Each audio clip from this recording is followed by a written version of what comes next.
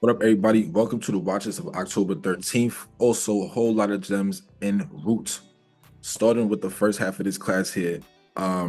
So here, this is a play on the NAS that we took last week, and it was based on something I had put into the community, the free community. Actually, I put it in both communities, obviously, but the free community also saw this where we met an objective, right, which is the 4-hour lowest body right here.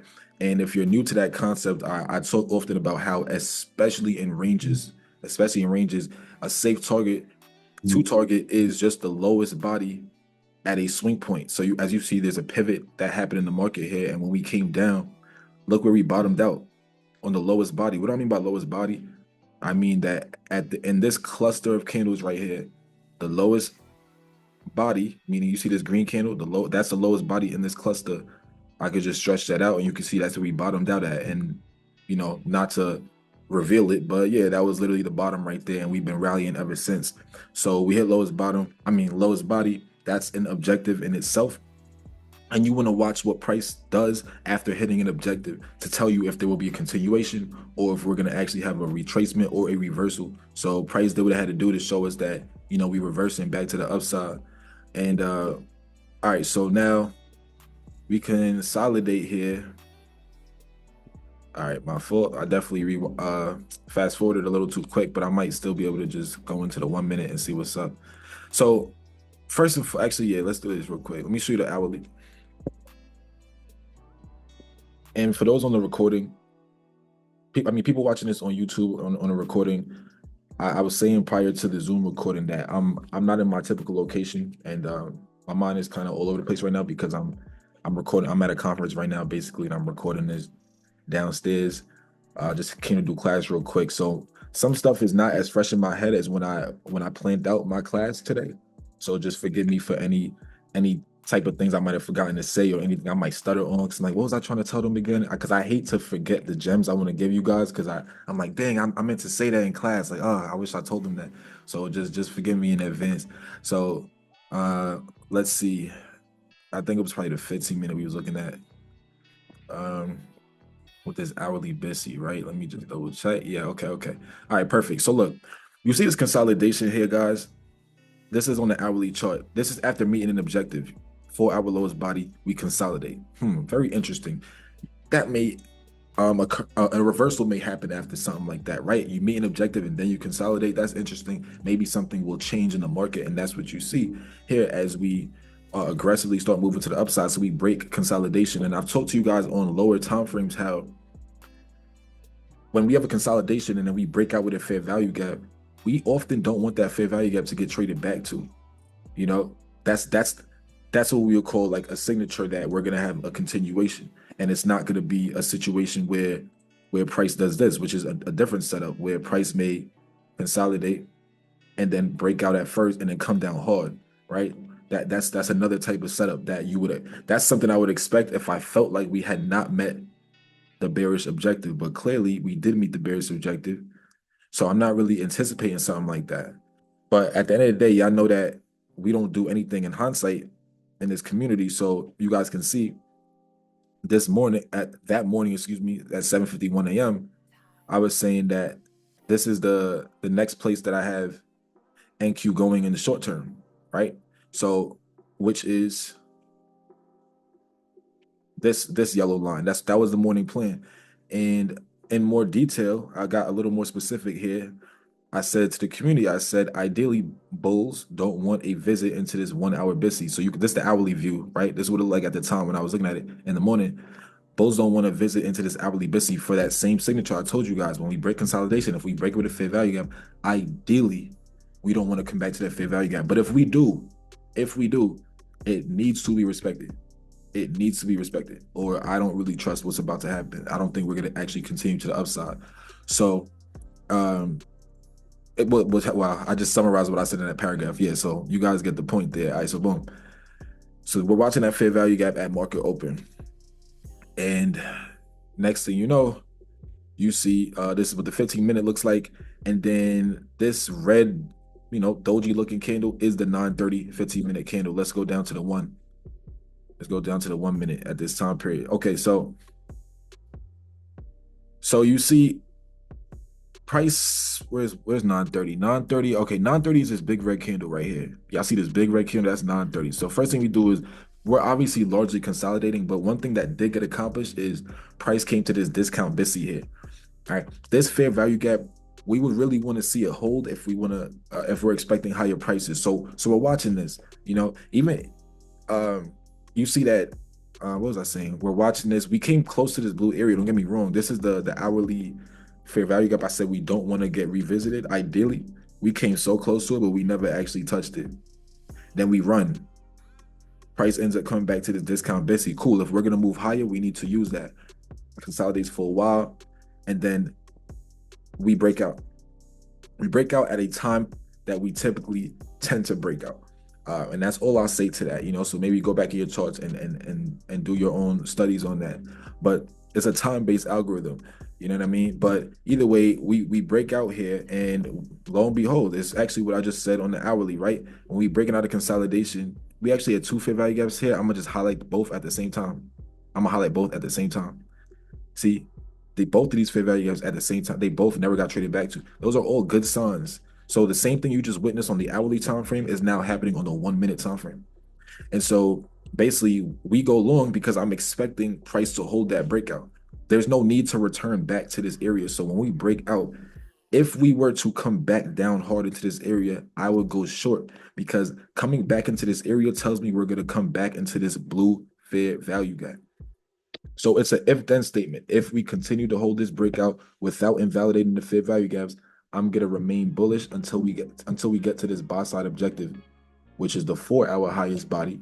Notice that on the downside, we had targeted the 4-hour lowest body, remember? So because we're in a range, I'm just having targets of lowest body to highest body, lowest body to highest body, until price is ready to move. So I'm being conservative, and that's why that was the morning plan.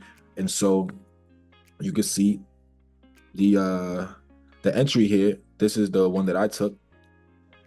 You see, I put, what I tend to do when we have consolidations, everybody, is I tend to put a box around the consolidation just to signify for myself, like, hey, this little area right here, you want to stay away from. This area right here, you want to be careful taking trades in, because it's low probability price action.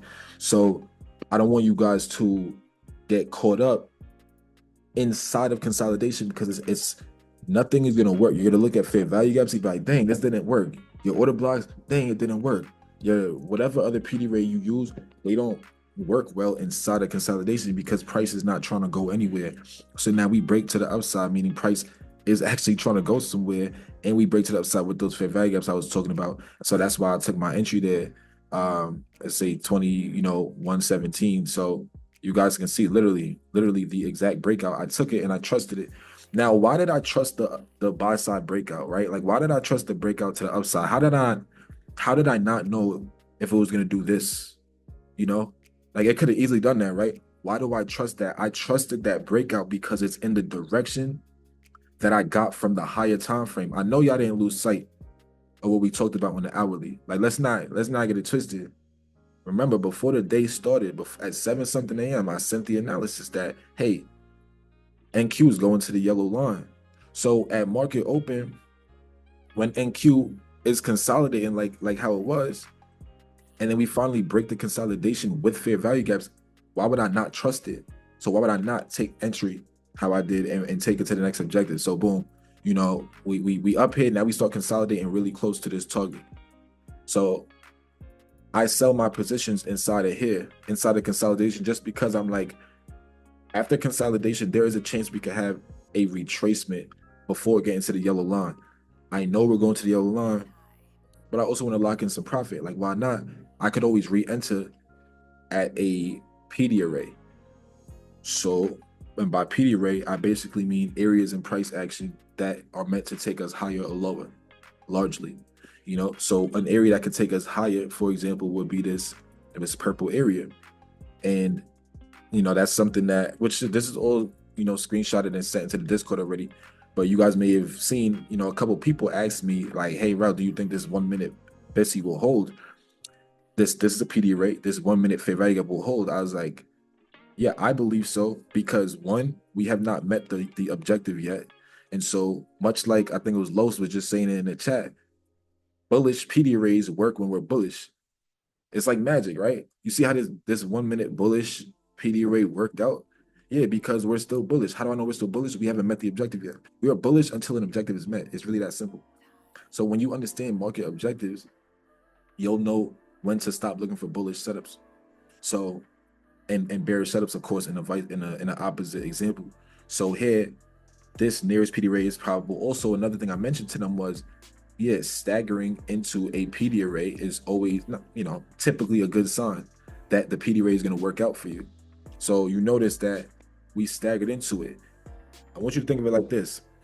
After a run this strong, right?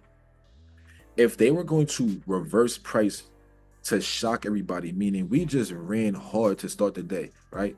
If they were going to reverse price, they're not going to reverse like this so everybody could join the party and we all take puts to the bottom. We all take sells to the bottom like this. That's just not typical market behavior.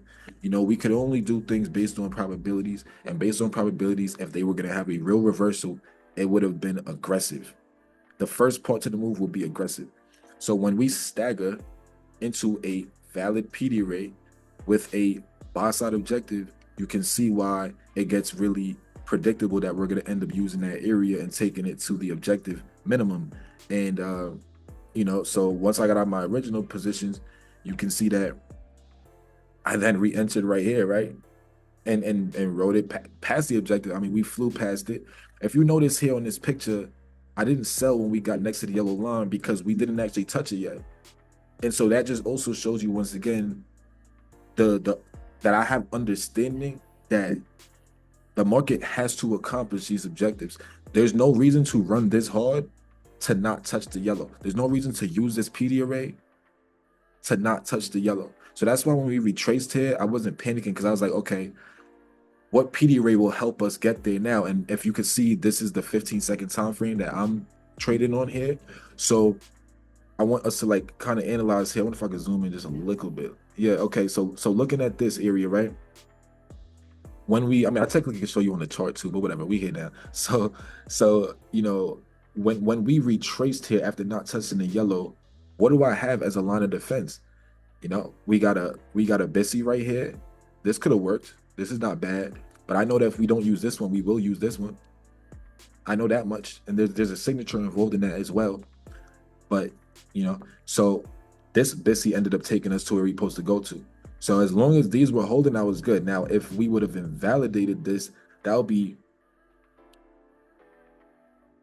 technically three. That would actually technically be three PD arrays that we would have invalidated and then so I don't want to hold the trade past that. If we invalidate three PD arrays, I don't want to be a part of that trade anymore. But we ended up holding technically the third one, the second obvious one, but technically the third one. And we were able to move higher, like much higher. This was a pretty strong move here. And then I took this one with micros. The other one was with minis, if I remember from the screenshot or whatever. But this one was with micros. And I go back and forth personally.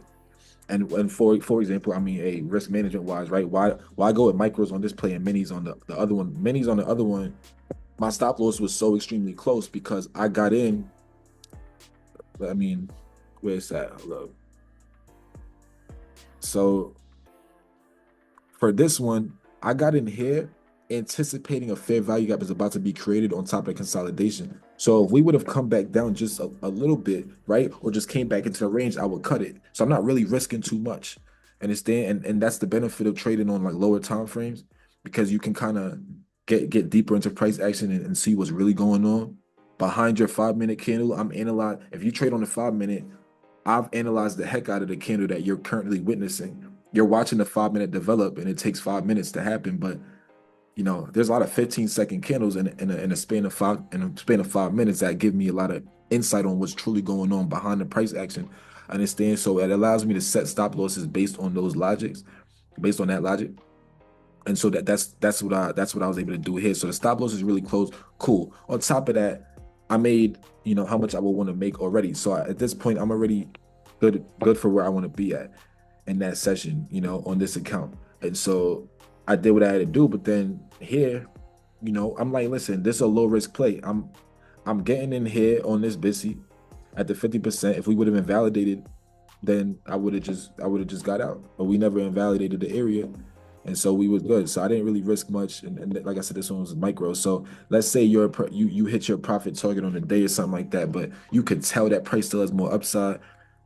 If you're gonna get back into the play, please don't get back in with the same sizing as your typical sizing. Just get back in with light size and just call those your runners mentally. Even though you just entered, that's technically your runners because you already locked in profit on your main positions.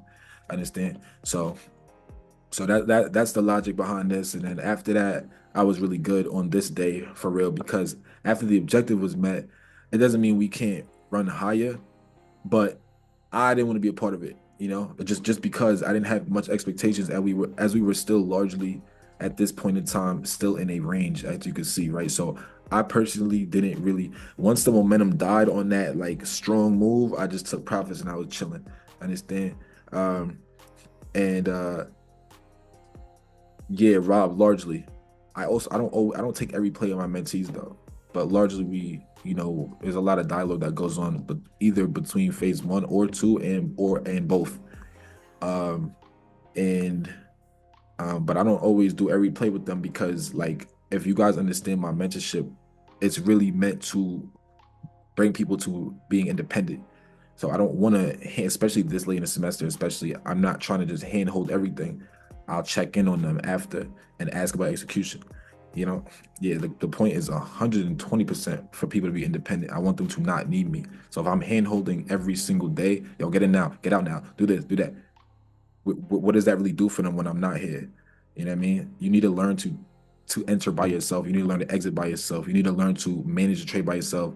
Hold on to it with courage by yourself. Take a loss by yourself. Take 5 losses by yourself. All that stuff is part of the growth period. You can't duck that.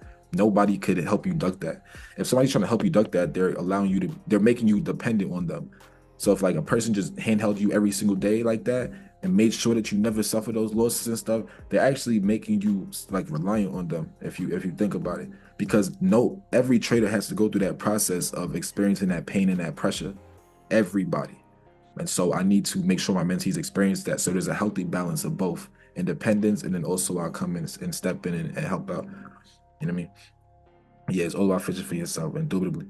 And Kamari, I don't know if you were saying hi or if you have a question, but feel free to write it. But I'm gonna continue in the meanwhile. But if you're saying what's up, what's goody? He said when I'm ranting his gems. I be talking too much. Don't get me started on rants. Um, So okay, so this happens. 'Cause I'm trying to take out to the next play. That's that. That's the logic there. Boom. Next thing you know, we continue rallying the next day, and then I'm trying to take out until Friday's price action. So okay, so let's get into Friday's price action for real. So what time was it? 8 something. Whenever I had put that analysis out on Friday, so I believe it's this. Yeah. Okay. So you see Friday, right? This is the analysis on Friday heading into market open. And I'll tell you my thoughts as to why I said that. So this is a PD array right here, this red area. This PD array is something that could allow us to move higher. But we're in a range. And so if you notice where we're ranging, I want you guys to notice that we're ranging between this BISI and this 4-hour RB, right? So you have a PD array right here, the red area on top, and you have this huge green candle. That's what we call a bullish fair value gap. So notice where ranges tend to occur. It's between 2 valid PD arrays. And so if you want to avoid consolidations, then maybe you should know where you are in the market, because that can allow you to know when, okay, we came across a bearish PD array and we're bouncing between a bullish PD array. That middle ground right there, that in-between spot, yeah, that's where consolidations tend to happen a lot. All right, so for me, the reason why I anticipated higher prices, though, I know you see 2 arrows here because I'm going to give a downside plan. It's an if-then statement, but if you see the words, I said I favor the top arrow, but I'll play what I see. Why? Because the real skill set is a trader that's able to adjust. But I'm giving you guys my idea behind the pre-market plan on this day. It's okay, we're in a crazy, disgusting range. This is the hourly time frame. This is the hourly time frame, letting myself clear. And we're balancing between 2 PD rates, like I said. Okay, so now the expectation is that because I'm truly bullish, why? Because I'm getting direction from the 4-hour and the daily. I say 4-hour more than the daily. I'm getting direction from the 4 hour, which is higher than the 1 hour. So the 4 hour tells me that we have a little bit more upside. You know, we have a little bit more upside. So because I still believe we're a little bullish, I'm trusting bullish PD rates. Does that make sense? So even though we're consolidating, I favor the arrow on top where we come to about the 50% of this. It uses to go higher. And Kamari said it's his first time here, so definitely want to give a shout out to you. Shout out to you for tapping in. Appreciate you joining, and hope to bring you value today. So as you can see, that's why the morning plan was what it was, and we even gave a little bit more detail on that morning plan. Was it that screenshot? Maybe not. I don't know. Whatever. It's in the Discord though. But you guys may remember me saying this. I said if we have an inability to move past the 50% of this red area, if we have an inability to move past the 50% of that, then I'm expecting us to run higher. All right. So, but that's all in the Discord for you guys. The free Discord, not my mentorship one, the free one. So what do y'all know is at market open. So first of all, I shorted down into here, and then guess where I took profits? Yeah, right around the 50%. Why? Because of my expectations. My expectations is okay, it could get tricky around here. And on top of that, you see the market opened at the bottom, I mean, on this large red candle. So I'm already expecting reactions, kind of crazy movement. And on top of that, this is exactly where I'm expecting the low of the day to be. Thank you. Lo said that as well. He said, I said that we need to break this consolidation with fair value gaps to the downside in order to be bearish. That's what I said. It was one of them. Like, I think I said both. I mean, it makes me just want to check the Discord. Let me just see something real quick, because I know it's in there, man. If we lose it, yeah. If we lose the lows of the red rectangle, fair value gaps must be in the mix for me to expect continuation. As I said, right here. All right. So if we're gonna lose this fair value, I mean, this red area, which is not a fair value gap, this red area is a different PD array. If we're gonna lose it, we need to lose it with fair value gaps. Then I'm gonna expect continuation into some downside targets. Understand? Now, if we're gonna be bullish, the way that bullishness should happen should be what I was talking about, the inability to move past the halfway mark. So notice we get to the halfway mark, consolidating 5,000 doji candles like this. You could tell that price is not really trying to go further. So I tried to go long during this little mix down here. I'm largely using the 15-second when I'm doing this, and you can see that it's pretty easy to get chopped up. So I took a couple chop losses in here. I wouldn't even say losses because typically it's break even, but I know I took one loss in there, but it's very small because, as you can tell, it's based on 15-second entries, which is why I always say that everything we do is with a advantageous risk to reward, where like if I'm gonna get into something, it's gonna be based on this baby time frame. So my losses are baby. But the thing is, my wins are not based on this time frame. Let's make this very clear. This is a very important point to make. Entries are based on this time frame. So my losses are based on a 15-second type of area. My targets, not my entries, my targets are based on what? Hourly type targets, 15-minute targets, 4-hour targets, daily targets. So even if I get in down here and I'm targeting up here, you can see how risk to reward is always in my favor. So I can take 10 losses and still be net profitable because of the way that I trade. Now, the only how that formula gets messed up is if I over leverage. And so that's why it's important to maintain your discipline, even though you feel like this is about to be a fire play. And yes, your stop loss is only 5 points away or something. That doesn't mean you have to full port your account, because when you have that one loss, it's gonna destroy you. And you really could have had a great account going for yourself, but over leveraging benefits nobody. So as long as you're risk managed, then the way that we trade should be always to your benefit. Understand? Now I see that would no longer be a useful fair value gap area to anticipate buyers on a potential down move, right? I don't know which area you're talking about. Maybe you're just talking about this fair value gap right here, maybe. Because this is a part of the analysis. Yes, I didn't expect this fair value gap to get invalidated. That's a part of why I'm still bullish here. This is an example of where I'm expecting a fair value gap to get used twice. Why do I expect it to get used twice? Because I don't think the objective has been met yet. And I also understand that this is indeed the last line of defense for a bull. That's why my analysis was what it was. Let me briefly remind y'all. You see where the arrows are, right? Because it's an if-then statement. If we're gonna go higher, 120,000% is gonna be based on this rectangle on the bottom. If we invalidated that, we're going much lower, straight like that. Like that is, it's really if then. There's no in between, because you guys will learn over time if you work with me. There's areas of price action that price should not go to if it's still bullish, and this was the last line of defense for bulls. And coincidentally, there was a PD array there, right? Just coincidentally, to catch price from falling from too hard, to catch price from falling too hard. So yeah, we ain't die you off too hard, because there was a PD array there, and this is the last area that we should hold if we're gonna indeed be bullish. So, and another thing is how we're coming into the area. I talked to you guys about the manner in which we drop. The manner in which we were dropping does not scream, oh, this is a reversal to me. Nope. I know you see red candles, yes. I know you see downward direction, yes. But this is the type of downward direction that's just a setup for upward direction. So you have to study the manner at which price is moving, not just the direction. It's the manner. So the question says, I understand. I meant on a possible third visit to that area, if you be more bearish or still anticipate buyers to defend it.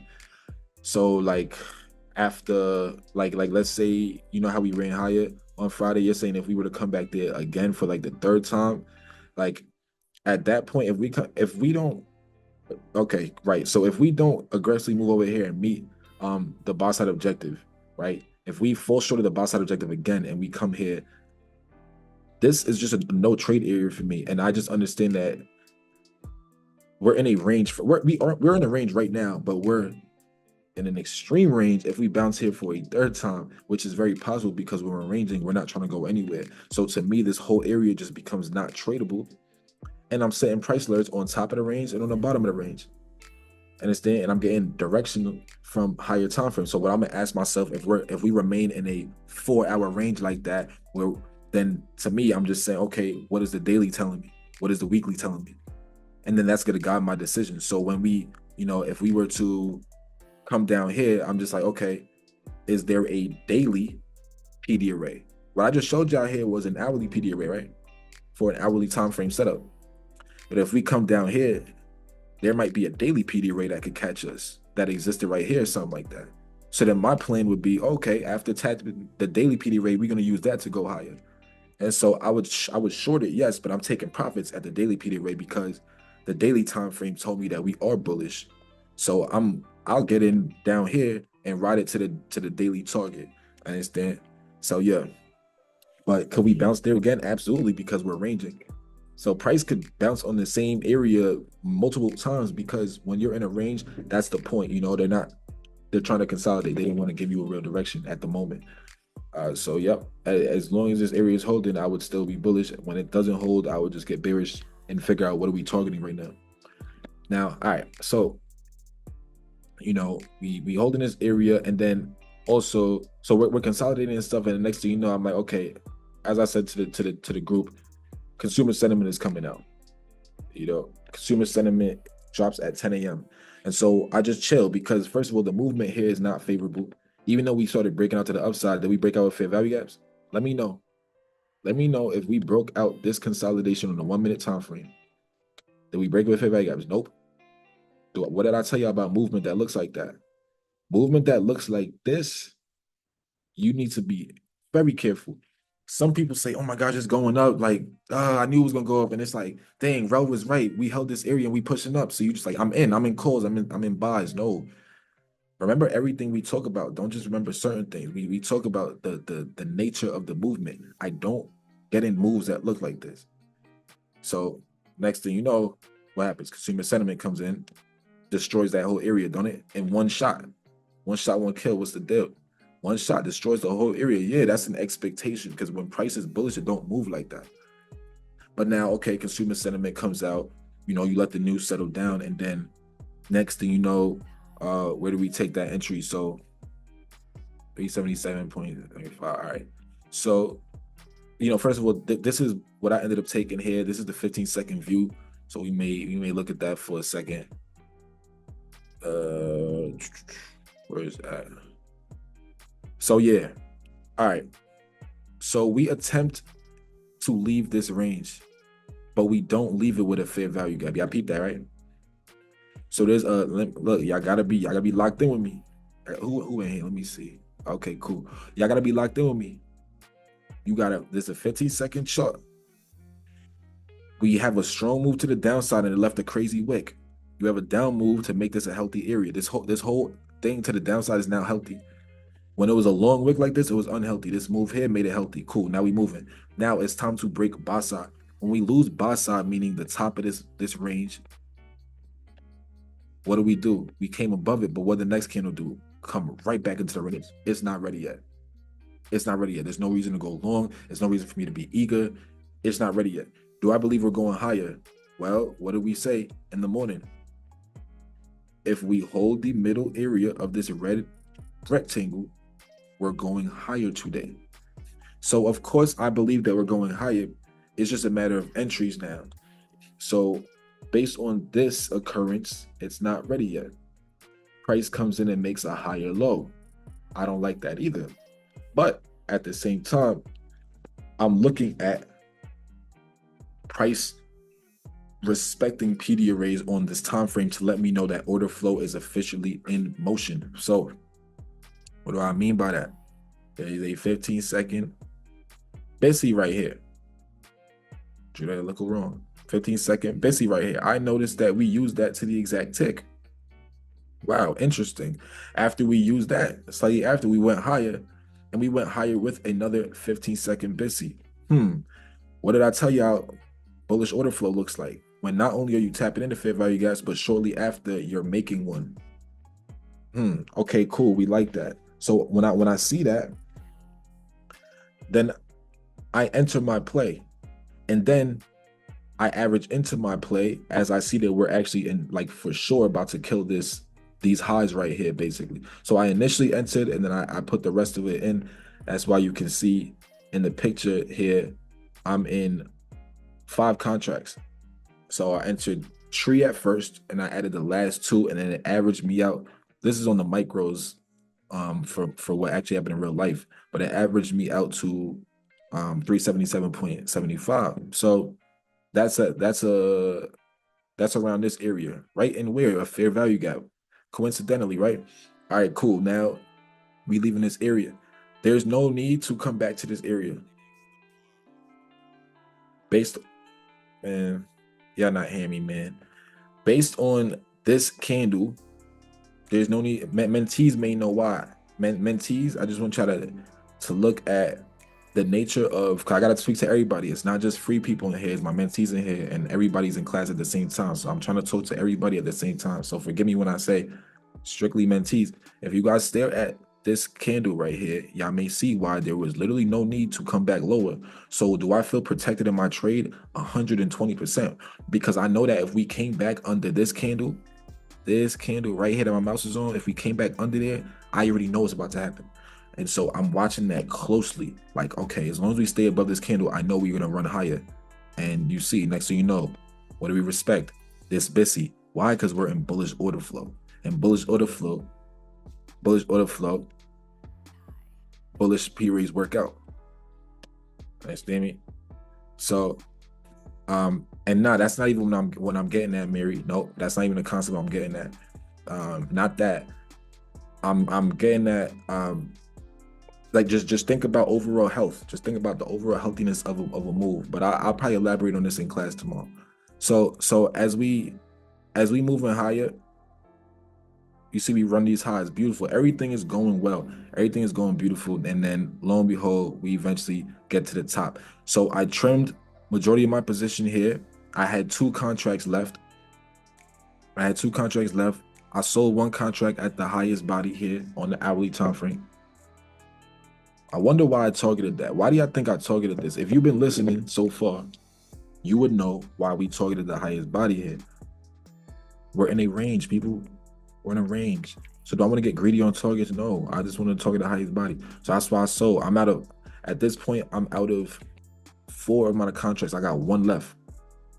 Why am I holding this one? Because bullish PD rates are still working. So if you are a person that says, yo, Rel, I don't know how to hold trades, you should hold trades as long as your PD rates are working. Right? As long as your PD rates are working. So for me, I'm like, yo, as long as this is working, I got this Bessie down here. I want to see a holding price action. I'm still holding this trade. Oh man, I don't like that. I don't like this. Oh man, once this happens, I'm out of there. Cool. So let's see what happens next. It actually holds the area, but I personally cut under this wick. Right? It actually holds the area though, but I technically cut under that wick, that last contract. Because I ain't, you know, I'm already severely up. I ain't want to like, it's cool. It's cool. So boom, we actually hold the area. Technically, we push up, but price fails to make a higher high. See that? We failed to make a higher high. Very interesting. Well, if that's gonna happen, what that tells me is, oh shoot, that's a failure swing. A failure swing is when price basically attempts to take a high, but falls short of it. That's a failure swing. Same thing with the downside. It may attempt to take a low. Like technically, you could say this is a failure swing as well because we didn't run these lows to the left. See, that's technically a failure swing. It's just that we ended up having a failure swing in both directions, obviously. But being that we very low said we may range next, that is not a bad thought at all. We would only range. This is very important, Lows. We only get a range if this move right here is not aggressively about to move under these lows. I took my shot at it though. So for the last play I took that day, that's this play. So you can see the entry here. You know, this is the micros, this is minis.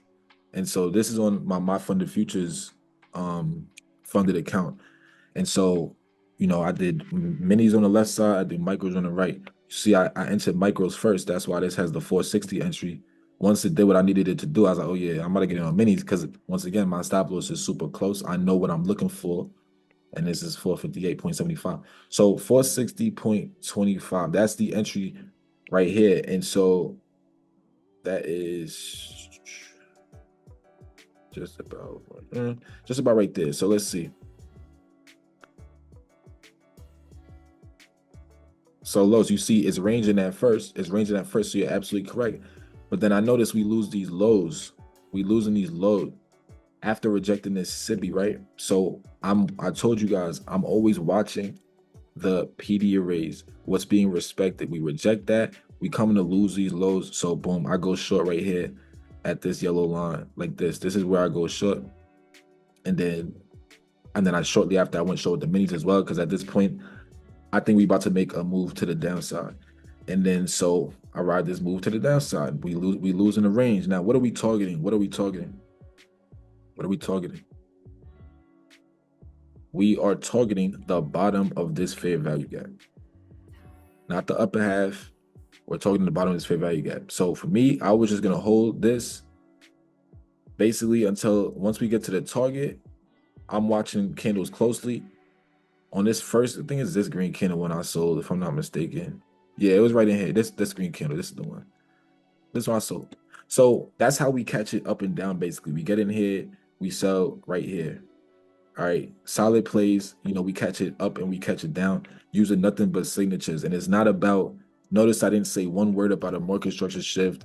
Notice I didn't talk about a MACD indicator, nothing like that. It's just understanding price action at a deeper level and being able to peel down into lower time frames and really analyze price at a super like deep level. And like, yeah, like Anjane said, understand the macro time frames as well, like the bigger time frames. So why do you guys think I was willing to go short here? Do you realize that we met an objective in a range, right? Low key, there's some phase 2 concepts in here as well, being the time at which we got to the target. So there's a time logic here as well. And when y'all get to the mentorship, you guys are gonna understand that we are trading a time-based algorithm. So something else that's confluence for the trade is the time at which we got to this destination. So to me, I'm expecting a retracement. Do I expect an all-out reversal? Not necessarily. That's why I sold right here. I didn't wait to see if it'll freaking go all the way to hell. Like, nah, I'm cool with getting it right here because I understand we're now in a fair value gap and we can move higher. What fair value gap are we in? There's a 15-minute fair value gap right there. This is also a 15-minute order block. And then there's a 5-minute fair value gap right here as well. So, you know, and it's in discount, by the way. We're not worried about this one necessarily, but as far as the upper half of it. But yeah, so, you know, price gets here and the next thing you know, we end up rallying. So at this time, and at this point, I'm trading with just a few friends I have at this point. And so I told them, I said, yeah, like, because I did these trades alone, but then with a few friends, I started trading with them after, but not really trading because I told them, I said, we about to range for like the rest of the day. And I told them why. I said, if we don't make a higher high right now, we're gonna range for the rest of the day. And then so you see what ended up happening. We stayed right in this range for the rest of the day.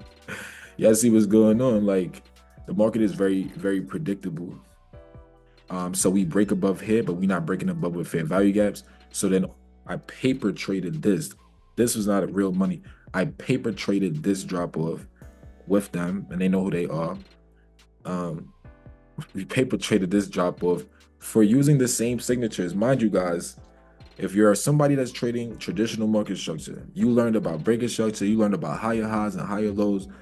Are we not supposed to be bullish right now? We just made a higher high. Above this high, everything. Nope. I went short right here. Where's my target? Right inside of this wick. The bottom half of this red wick was my target. And so next thing you know, oh yeah, man, it's like clockwork, right? It's like clockwork, yeah. So if you was trading like your traditional market structure, you'd be like, yo, what the heck? We made a higher high. We should be bullish right now. Yeah, that's what they told you. That's what they told you. But if you understand real signatures, you'll really understand why we knew at this point that, oh, the next destination is right here. You know what I'm saying? And then the market ended. And what's crazy is people may hear this and say, yo, well, that stuff only applies to the 5-minute, and it only applies to the 15-second. It only applies to the 1 minute. No, it does not. What I'm talking about applies to every single time frame. That's why I let it stuck. What I'm talking about applies to every single time frame. And so think about the power that can give you as a swing trader. Just think about what that could do for you if you understand, you know, where the market is going earlier than when most people see it. You know what I mean? And once again, that doesn't mean you're gonna be a perfect trader. Don't get me wrong. You may get it wrong sometimes, but what we do has really, really, really, really strong probabilities. And so it's definitely enough to build a profitable model off of it. And so, yeah, that's really my lessons from last week. And I would you know, we're gonna move to the next part of class now. All right. So let me make sure I don't need this line no more. I don't need this line no more. So I'm cleaning my chart up because I hate a messy chart. If you know me, you know I hate a messy chart. I don't like too much noise on my chart. I don't need this no more. None of that stuff is relevant no more. I only like to keep the thing that's relevant and price action on my chart. Whatever is relevant is what's going to be on my chart. That's it. Not everything's relevant. Not every fair value gap is relevant. Not every liquidity is relevant. Y'all be marking all types of liquidity. Y'all going to mark off every low and high you see on the whole chart. You're going to have 55 lines on here. Nope. Only the liquidity that's in question, or that's being targeted rather, should be on your chart right now. Only the fair value gaps that matter to price should be on your chart right now. Nah, I'm not gonna do them like that, Kia. I'm not gonna do them like that. I'm gonna spare them. But y'all, yeah. So what Kia is talking about, she said I'm about to say it 6 times. And for my mentees, if I'm trying to drop from a point, I might repeat it like 6 times in a row, like on purpose, just because I needed to really stick in their head, But I'm not gonna do them like that because they're gonna really hate me. All right, so let's go to these tickets now. All right, we take a sip of water, and then we're gonna start the second half of class.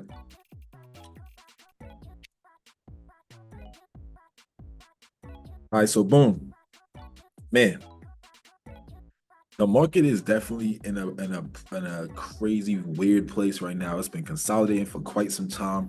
Something big is gonna happen, but knowing when it's gonna happen is the tough part, because with elections coming up just a few weeks from now, you know, expecting major moves in the market, I don't know, man. I hope, right? I hope, but honestly, I have low expectations in the intermediate term, and especially when I look at the economic calendar for this week, there's nothing to move price with. Like, first of all, tomorrow, meaning Monday, is Columbus Day. I believe markets are open, but just the fact that it is a holiday already sets a lower probability on price action. And then Tuesday, a Fed speaker, nothing to talk about. Nothing to talk about. Nothing to talk about here. Retail sales is a decent news event, but honestly, not that crazy. And then Friday, Fed speaker. Like, honestly, there's no news this week.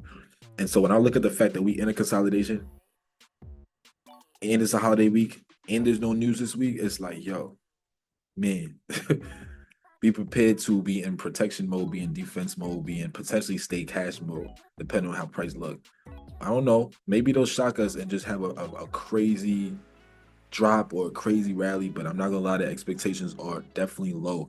So but that's good to know going into the week, right? So you don't start off Monday full point your account into chop. That's good to know going into it, right? You can frame the expectations accurately. So here's DXY. Here's DXY. And we talked last week about DXY moving higher. We've been talking about DXY moving higher since before that, actually, based on the fact that when we got to the objective, wow, would you look at that? Sell side liquidity being an objective that we targeted. We called every bit of up and down on so many tickers. If you've been tapping in with me for weeks now, how many tickers have we been sniping up and down over the course of these weeks? We call it before it happens. And that's what I mean. What we talk about on the 15-second applies to the daily time frame and the weekly time frame and the monthly time frame. Price is fractal. All right. So what did I say about when we get to an objective and then we consolidate into it?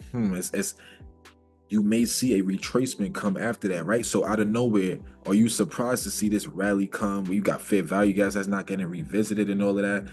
And then I told you guys that I would only get bearish from DXY if we somehow were to invalidate this fair value gap. That's what I said last week. And look, we didn't even go back to it, which was the ideal scenario. I said, ideally, we don't even want to come back here for real. So DXY has stayed above it. It stayed bullish the whole week. And I expect more bullishness in DXY in the intermediate term. I don't want to see it invalidate this BISI now, right here. We could come back into it, but I don't want to see it get invalidated. So on the daily chart, I know we already tapped into it, but I still want to see it stay respected if we happen to retrace. We don't have to retrace, but if we do, I want to see it respected. The mini target for DXY was price coming into this wick. I mean, we're like almost there already, basically. That was the first target. I think it should move higher than that already, but I'm just saying that was the first target. What I would target next, honestly, is this weekly SIBI. Why am I targeting that weekly SIBI? That's not because I expect price to tap it and make new lows. No, this SIBI to me is not going to deliver new lows or anything like that, but it's something that could. This is what it could do. We could tap into it and come into that fair value gap I talked about. Then we will move higher. Understand? So what I would say is just in the short term, probably bullishness into that SIBI, but we may react to it and come down. Then I will find the next bullish PD rate before moving higher. So, but we'll see. So I would target that weekly SIBI up there. But either way, bullish on DXY in the short term. The area I don't want to see invalidated if we're gonna remain bullish. This another one right here for the same signatures we talked about earlier. Would you look at this? We run these highs on the 2-year bond. Did I say the 2-year bond? Yeah, I did, right? Because these technicals apply to every market. You are an options trader, it applies to everything on options, futures, commodities, crypto, Forex, everything. Same thing everywhere. All right, so boom, we run these highs and then we consolidate. Man, it's like when we meet objectives and then consolidation happens into that objective or after that objective is hit, that's usually not a good sign for continuation. That's crazy. So when this drop off happens, are we surprised? Not really. And so last week's plan was to just stay bearish, and it was bearish technically, so we was correct, but like y'all can see we really just consolidated. Now for this week, what I'm expecting is for price to retrace into this bearish fair value gap, but ultimately hold the lower half of it. I don't even expect it like up here. I kind of expect like just somewhere around here probably, and then some continuation lower after that, but we'll see. But I definitely don't expect much more upside. I think there's more downside coming. Why are we consolidating here? right now, because we're in between sentiment, you got this, we're still working on this weekly busy, technically. You got this weekly, you got a daily VI here in discount. So basically you have a bullish PD array. I'll just draw it. You have a bullish PD array right here. That's working price, and then you have a bearish one right above it. This is where they tend to chop you up. Which side do I think is going to pick eventually? I already told you. I think eventually it's going to move like that. So we'll see. That's my intermediate term expectations for them. But being that this week is uneventful, I wouldn't be surprised to see it continue to consolidate for the entire week at all. Now moving to Forex briefly. So man, Forex didn't have an eventful week, but what we wanted to happen exactly happened. So what was last week's plan? Last week's plan was for price to come into this 4-hour SIBI and then move lower. That was the plan. So as you see, this big red candle is Friday. Now, what happens? Sunday, we opened up green. This is when we had the watch list down somewhere around here. And I said, I expect us to come into this SIBI and then move lower. So, you know, if you took that play, and I said the lower half, by the way, always very specific. I said the lower half. If you took that play, then yeah, things worked out, but it's just not a clean movement.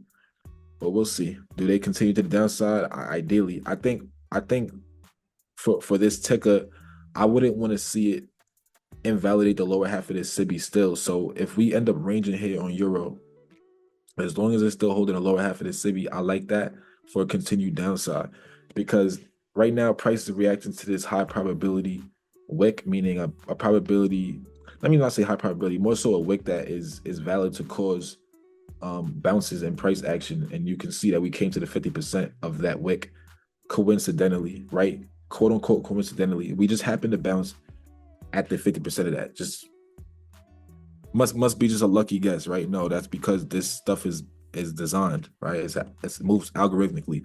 So there's relevance to that area. And that's why I say there's a potential we could retrace off of that, or maybe we got the bounce we needed. Maybe this was the little bounce, and then maybe we move lower. But either way, I still hold a bearish bias to it. I just don't know, you know, like I said, this week is low expectation. Now, British pound. British pound is one where I wouldn't be surprised to see a bit of a retracement coming into this ticker based on how it's moving into this RB, right? Like the way that it's moving into it is a little suspect. I ain't gonna front. I don't like, y'all know I don't like when price moves like this. I always anticipate a sweep to come where we kind of kill this whole area. So they're on high watch for a retracement. And maybe it happens when, let's go back to the dollar for a second. Remember I told you guys that the dollar, I wouldn't be surprised to see the dollar come back to this BISI this week.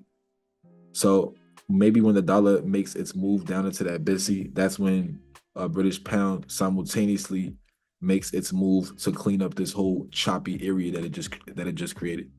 So we'll see. But I would say directionally, based on the weekly time frame, if we find our way under this weekly low of Monday, September 9th, the week of Monday, September 9th, if we find our way under there with fair value gaps on the 4-hour involved, with bearish fair value gaps on the 4-hour involved, then I would anticipate a pretty strong move to the downside coming in this ticker. So they're definitely on high watch, but where they are right now, they're kind of in between sentiment. So I do want you to be careful trading British pound. New Zealand, we had targeted the highest body. See, hit it once, hit it again, highest body on that weekly. Beautiful, right? Cool. Now we had this strong drop off of that area. We have the best targets here. Strong drop off of that area. Now, what I want to see is, I don't really want to see, for bearishness, right? For bearishness, I don't want to see this green candle on the daily get invalidated. I want to hold this as a continuation OB, ideally. So I want price to hold this area largely. If we lose this area, then I expect a deeper retracement for real into this range, maybe even coming into this fair value gap for real. So if it's not this, it's most likely going to end up coming into this fair value gap. So as long as we holding this, I expect lower. If we invalidate the green candle, I expect price to push into the daily candle from Thursday, October 3rd. It's my pop's birthday, actually. But yeah. All right. So here, USD CAD. Yeah. What was the play in the previous week? He said, yo, based on what it's doing here, we anticipate a strong move. I said the first target will be the halfway of this red wick. If it moves past that, then we're gonna make a strong move into what? Up in the here. Minimum. We almost there. And we said a way that you know that a strong move is about to come is if this fair value gap remains open. So what I want you to do when you're making your watch list or you're making plans for the day and stuff is after objectives get hit, such as this sell side getting hit like that, and then you see a strong fair value gap form after that. If you notice that that didn't even get revisited, that might be something to look at as, oh shoot, something big might happen.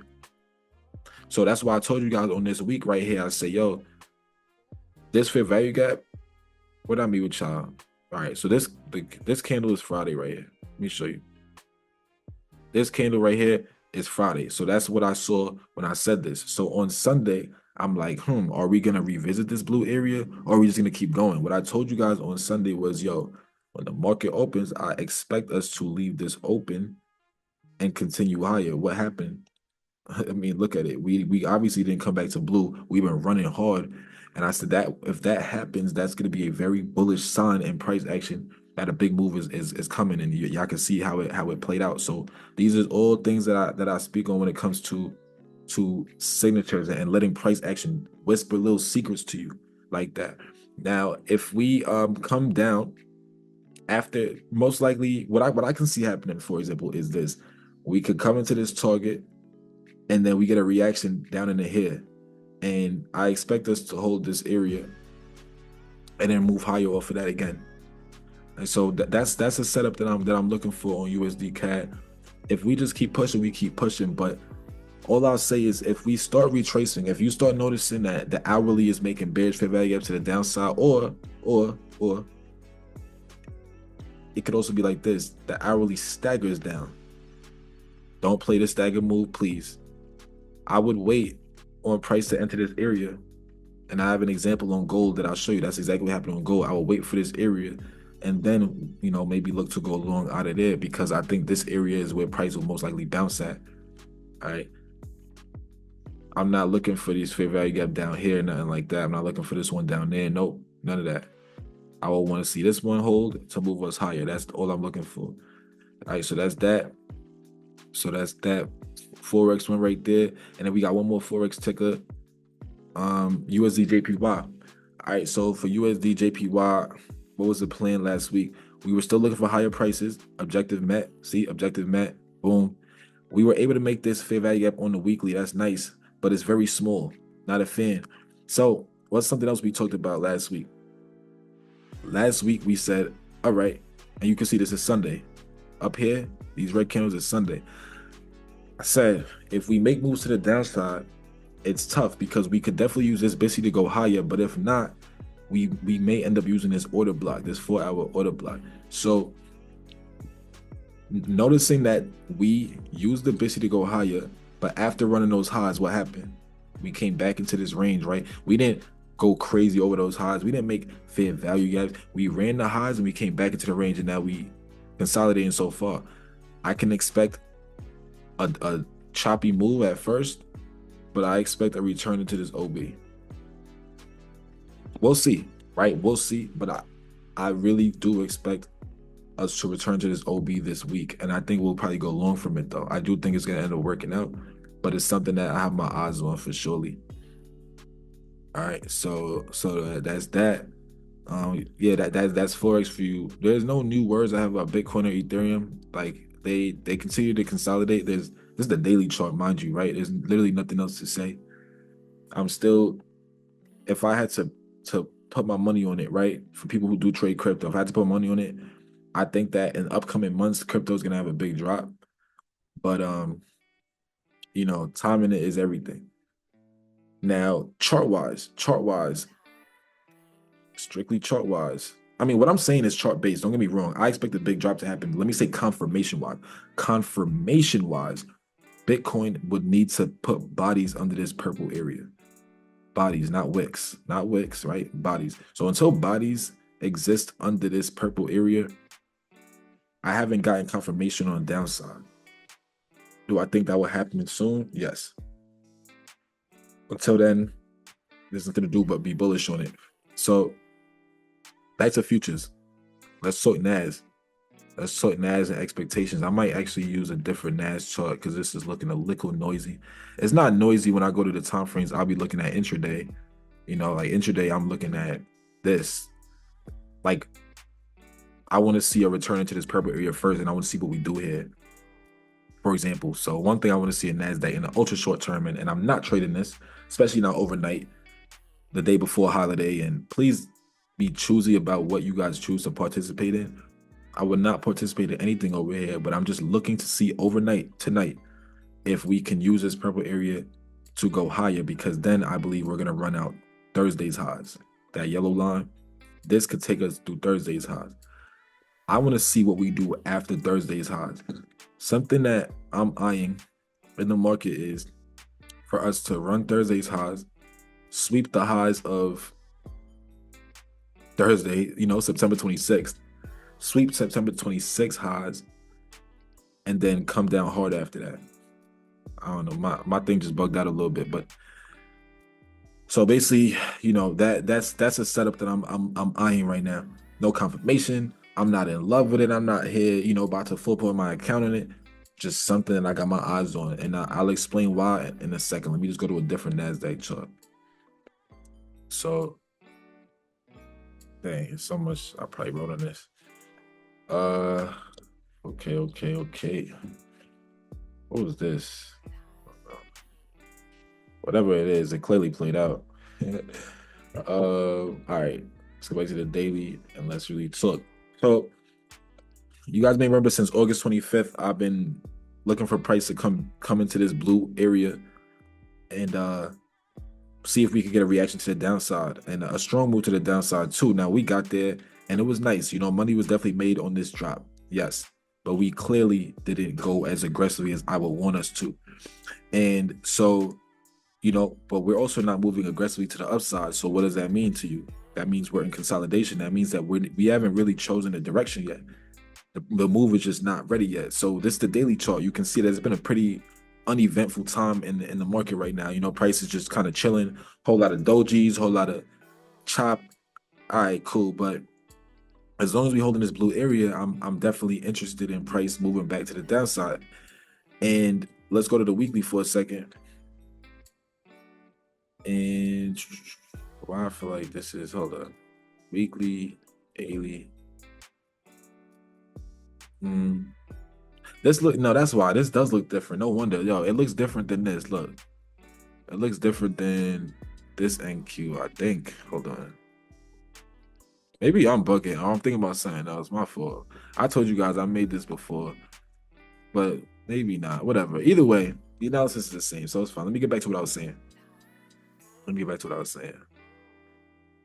I'm still looking to see if we could potentially sweep these highs and come down while still holding this blue area, or we can just drop off immediately, of course. But my point is, I'm still very much interested in this blue area. Would you say, a question says, would you say we swept liquidity and we're now consolidating? Where you talking about this liquidity right here? Nah, for me, it's not even about that more than it is, because if it was about this liquidity, I would have wanted to see, man, let me try to say this. Let me try to say this clearly. If to me the buy side objective was this liquidity, right? The yellow line, meaning price is moving up just to come to the yellow line. If that was the buy side objective, we would have come down hard. And the fact that we didn't come down hard would tell me that we're gonna make a higher high, right? Like, I don't believe in the drop off. We're just coming down here to target some type of bullish PD rate close by that's gonna take us to the upside. So that's what I would think if I felt that this was the objective. But nah, to me, the objective was this fair value gap. I'm so glad you said this because it reminded me about a point I wanted to make earlier, because I would have beat myself up if I forgot to say this. So I want you guys to do this right now. Let's do this right quick. Let's put it side by side. Let's put it side by side. Let's go to the 1 minute time frame. And let's look at something, man. Let's look at something. I'm gonna show y'all something. This is very interesting to me. I'm gonna show you guys will see why I say what I say right now. Why is it on? I'm like, what? Why is it on CL? I thought, yeah. What the heck? Let me hide this on this time frame. So if you don't want to see um whatever you draw on TradingView on any given time frame, you could tell them what you want. So for example, this blue area, I'm cool with seeing it on a daily chart. I don't want to see it on the hourly chart right now. I don't want to see it on the minutes chart. See how it went away? Look, minutes. Yeah. I don't want to see it on the minutes chart, and I don't want to see it on the seconds chart. So that's a little tip if you ain't know that. So anywho, Friday. I'm trying to show you guys exactly why I say what I say. I believe this is it. Okay. Tell me, and I was showing, but the people that I was trading with on Friday, the friends that I was trading with on Friday, just friend vibe. You know, we was looking at this, and I'm like, yo, this looked like NASDAQ daily chart, don't it? So what I want you to see is this is an objective. The blue area is an objective. If you guys remember from my breakdown, this was the highest body, which was an objective, meaning we hit an objective and then price looks like this. Notice the consolidation into it. Notice that we hit it first. We made like, some BS type higher low type vibe. And then we like staggering our way into like equal highs and like, and then next, big drop off. I could draw the exact same formation right here for your visual. So look, we staggered into the objective. We make some BS higher low, and then we make like somewhat of like a equalish high type vibe. Big drop off? Question mark? Like question mark? Are these gonna do the same thing? So this is also what I mean by price is fractal, where this is the daily chart on the left side, but the 1 minute chart is exactly what I'm picturing, where we meet an objective, blue area, yellow line, objective, yeah. And this is the formation that happens. So that's exactly what I'm looking at as like, that could potentially happen on NASDAQ. I would love to see that, of course. As you guys know, I don't believe in movement that looks like this. And I showed you guys that I took this trade, the screenshot we just went over earlier. I took this trade on the 1 minute time frame, the 15-second time frame. I want to take this on the daily now, right? I want to take this exact same setup on the daily. I want this exact same thing to happen. The only thing is, I wanted price to bounce here, hence why I took profits here. If you guys remember, I expected price to bounce here on the 1 minute. This time, if we make this move, it's going to be a real drop off, and we're going to run these lows. So the only difference is on the daily chart, I actually expect a lower low to come out of this. I don't expect us to bounce inside of this BISI right here. Like, nah, I'm not expecting this BISI to hold price. But I thought that's just cool to look at, so you guys can see like why I say what I say, why my eyes are still open, even though price has been moving, very strangely. My eyes are still open. That's the exact same setup. And so even if it doesn't play out here, right, does that mean that you're like, man, that setup never happens, I'm abandoning that whole logic? No, it's a probabilities game. So I would say that majority of the time, I'm not going to go over the analysis as to why I expect downside on NASDAQ, but because I've already gone over it on multiple watch lists. So I don't want to bore you out with the same information that I told you a million times. But I would say, if we did if we ran a data set on this exact same scenario, this is definitely the higher probability outcome. Definitely the higher probability outcome right now. But no, it's not just because of fair value gap. I tell you guys all the time, majority of fair value gaps are irrelevant, right? Especially one that's out of context like this. There's a reason, which I've already told you guys for free. It's not for my mentees. I told everybody there's reasons why I'm only looking at this fair value gap. And so therefore, yes, majority of the time we should be dropping out of this. All right, so we'll see if that plays out. But my eyes are open on it. Now, if we don't and we keep creeping our way to the upside, this is disgusting movement. If we keep creeping our way to the upside to all-time highs, this is what I expect. I would expect us to run above it a little bit, but then I still expect us to come back down eventually. Because one thing that I've proven to you guys, maybe if you've been paying attention, you might see it in your own charts. Maybe you see it in your own charts, but anytime price moves like this, don't y'all always notice a huge candle comes in? Within a few candles, we take back the entire area. Anytime price moves like stubborn like this, I showed y'all that a million times now on all time frames. So why would I think any different now? You know, sometimes it's hard to time when that drop off is coming, but it be coming for surely. So that's kind of my idea of what may happen on Nasdaq here. It's like, okay, are we gonna keep rejecting this RB on the 4 hour? I don't know. Do we drop off now, or do we sweep these highs first and then drop off? I don't know. It could happen either way, or we could just keep pushing. But I'm just letting y'all know I'm open to all scenarios, and you understand the logic why. But we're in a consolidated time period. Election is not for a few weeks, honestly. So it's still, we still need a catalyst. They're gonna use the news to fake people out to think, hey, this is why we dropped. We dropped because so and so won the election. We dropped because they cut interest rates. Man, it's in the charts. So we'll see when the price wants to move. All right, so that's that. Now ES 4 hour BISI. 4 hour BISI. Yeah. So what I was saying with this is I'm expecting price to visit this BISI, which we already did here, obviously in the after hours, because I made this way before or whatever. So we visited it, but what's my expectation on it? I don't have high expectation on it for the same reason I told you guys about Nasdaq. I'm expecting price to start breaking down. It's just a matter of when. So we're either going to use this to go higher, obviously, or if we lose the area, then I expect us to come into these lows. And if we lose this BISI, it could get pretty bad for ES. So for ES, if I was a bullish person on ES, I would be hoping and praying that we could use this BISI to go higher with more BISIs. If we don't, and we come into this BISI on the 4 hour right here, and we start moving like this is all bad signs. Then you're gonna see price come down here next.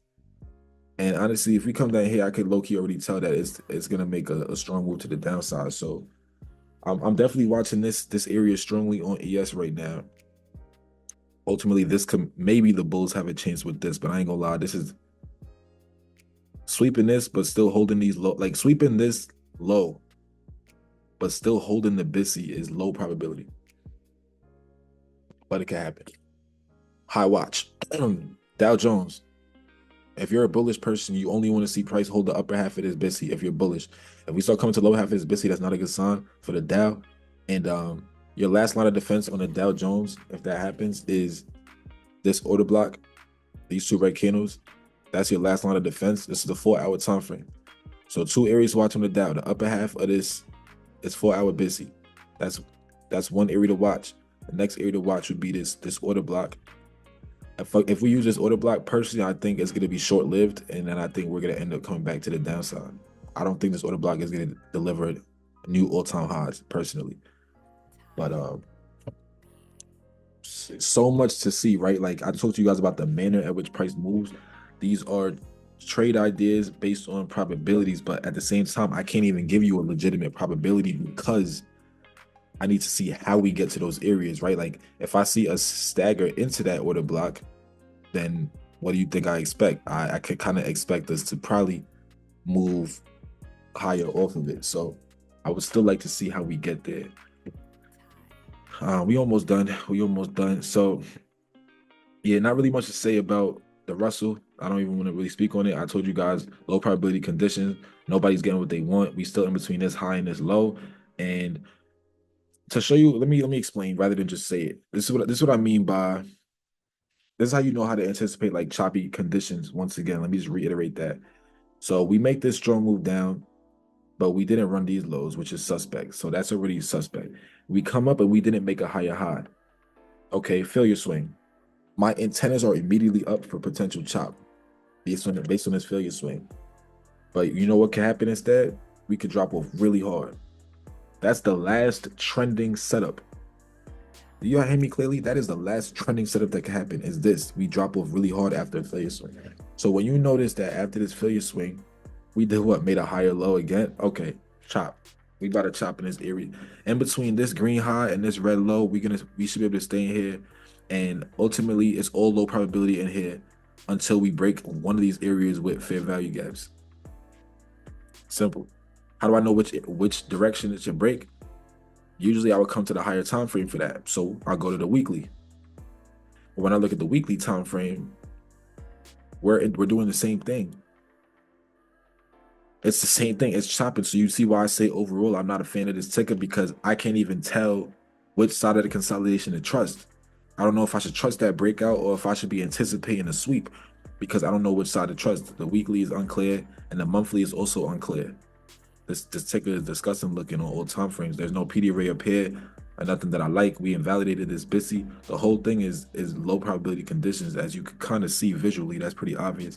So it throws off every other time frame. And so that's why I say it's a no trade zone, and that's cool. There's other things to trade. Rob said, can I look at NVIDIA? I could look at NVIDIA, but let me just finish this part up. So the Nikkei, same thing. Still looking at this SIBI. My analysis on the NASDAQ is my exact analysis on the Nikkei. So there's nothing more to be said that I haven't said on the NASDAQ. Looking at this area, same reasons, everything. Felt like we didn't really meet the objective, as you could tell. Notice we came down here. We did not run these lows. We coming up all choppy. So we're looking at premium PD arrays. They all of a sudden relevant because of the failure to meet this objective. These premium PD arrays are relevant, not irrelevant. They are relevant. And so I'm watching them. You see we got a nice reaction at first, but we've been consolidating just like NASDAQ. And so these tickers are on high watch. CL, another low probability condition type ticker, but price did what we talked about, in the sense of we were looking at price to come to the lower half of this 4-hour BISI. And it came there. It went up first though before it came there. But I'm looking at this area for health reasons. You know, mentees may know what I'm talking about, but I'm just looking at the healthiness of price action. But seeing that it's not delivering higher highs makes me feel that, you know, there's potential we could drop down pretty aggressively. We met the objective. We met this objective. And so, yeah, there's definitely a chance that after this failure swing, we could drop down hard. Now, if this happens on CL where we don't run these lows and we end up pushing up like this, stay away from this ticker in between this green low and this red wick.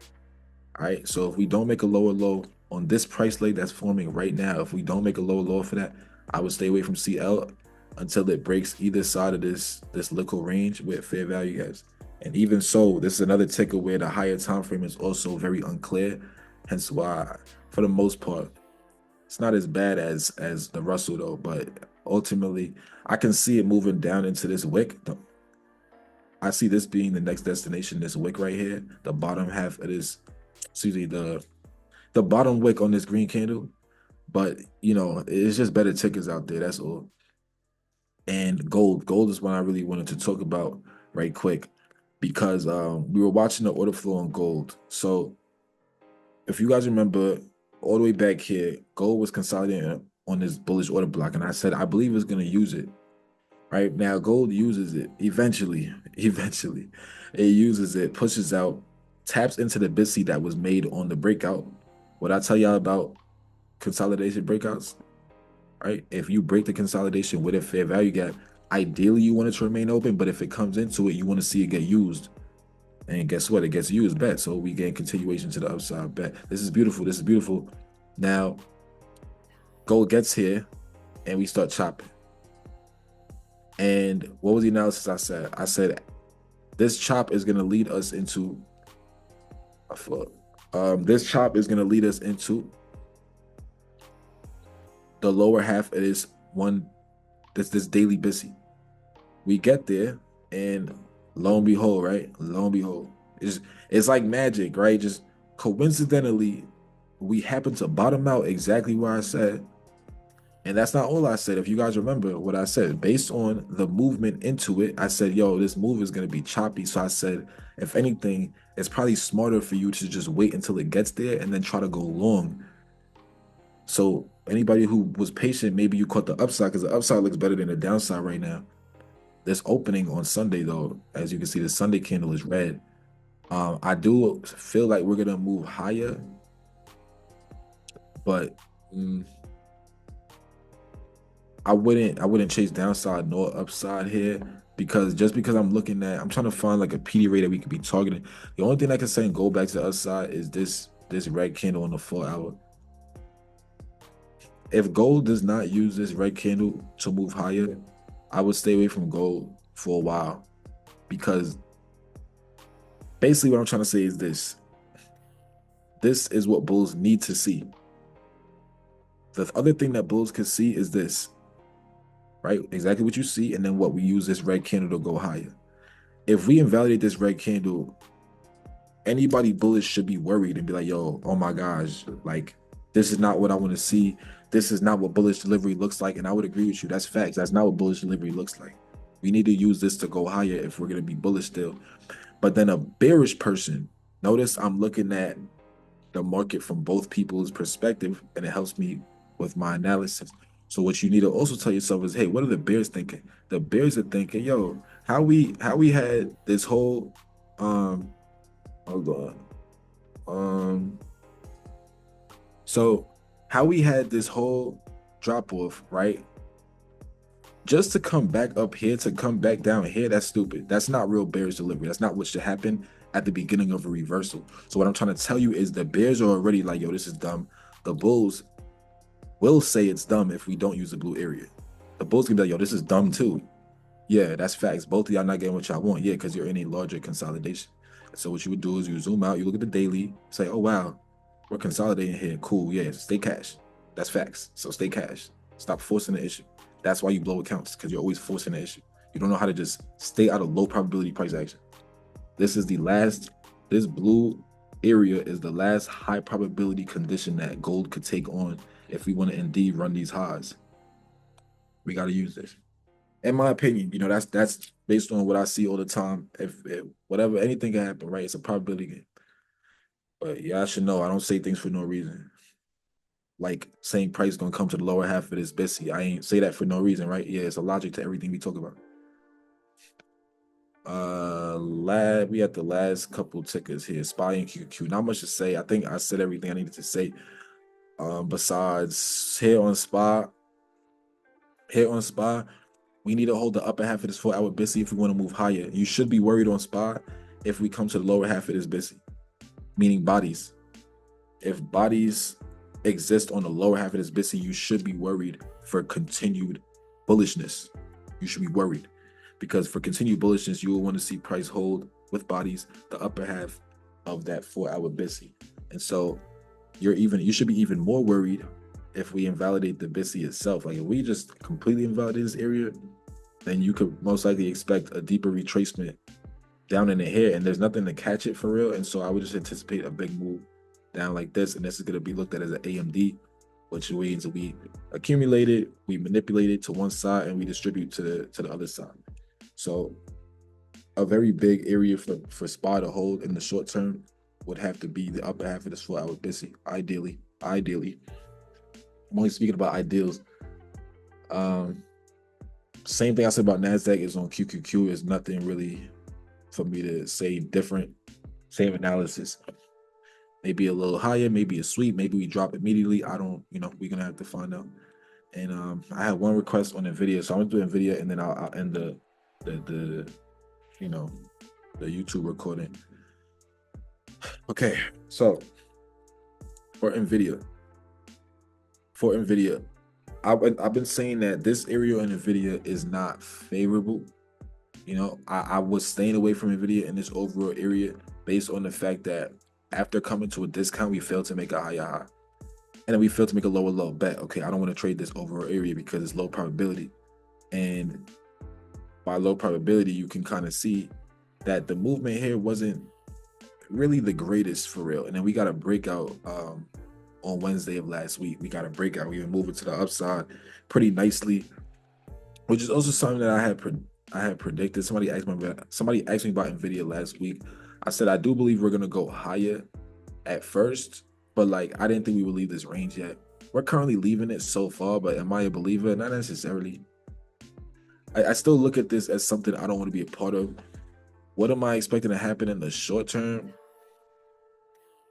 I don't even like this movement, bro.